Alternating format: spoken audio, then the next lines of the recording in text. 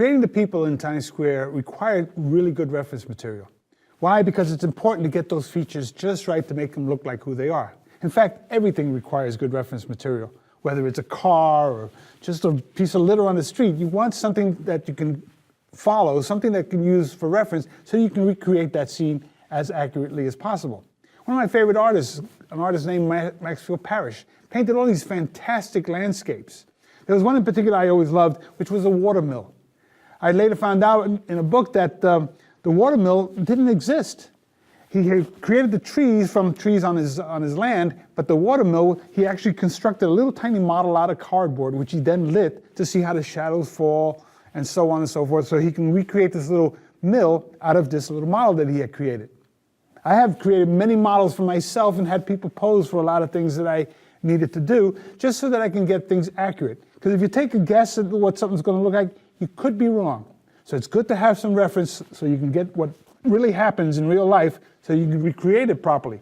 In the painting here, we'll look at a couple of people here. I'm going to zoom in right here to this little area right here, and we see my nephew, Chris, and his wife, Jenny, here. Now, the way this started is I sketched a little idea of where they were going to fall. So you see the little sketch right here. This is where Chris is, this is where Jen's going to be right next to him, and this is where they're walking. Based on that, I then took a photograph right here.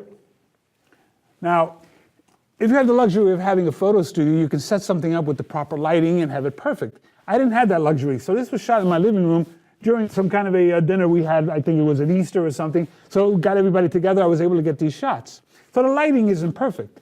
But what I'm using this for is basically to see the folds of the fabric, to see how their bodies flow, see their size relationship to each other. These are the points of references that were necessary with this photograph. Everything else was going to be recreated based on where they were in the scene, because sometimes I move people around. I decided to put them here, and then all of a sudden later on I changed my mind, put them over there, which means the lighting is going to affect them differently. So I didn't really rely on the lighting of the scene, I relied on it for the details. Based on that was where I then finally went and created them in the overall scene. Now, talking about the lighting, we'll come over here and look at John Knoll.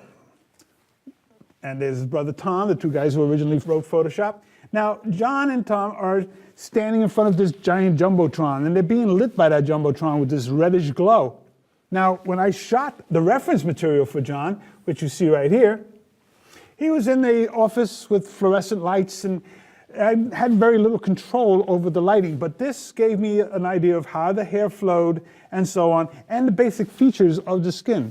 So that when I went ahead and did the painting, I used this as reference, but the actual colorization and everything else was then done in the scene according to where they were standing and what lights were affecting them. But that reference material is really important because, like I said, it gives you a basis for the way things should look. You could go ahead and say, well, I'm going to have this person coming down the stairs and there's a shadow. That's great. But how does that shadow fall on those steps? So you need to construct yourself a little tiny model. Like, you don't have a staircase? Take a piece of paper, fold it into a little staircase, put it down, put something in front of it, light it, and see how that shadow is flowing. That gives you a point of reference so that then when you create your piece, it will be accurate and things will follow. Because if you guess at something, it might look good to you, but the average person is going to look at that and say, well, that looks phony. They might not know why, but there's something wrong in there. But if you use real-life reference, you will get shadows and highlights and things accurately, making something look real.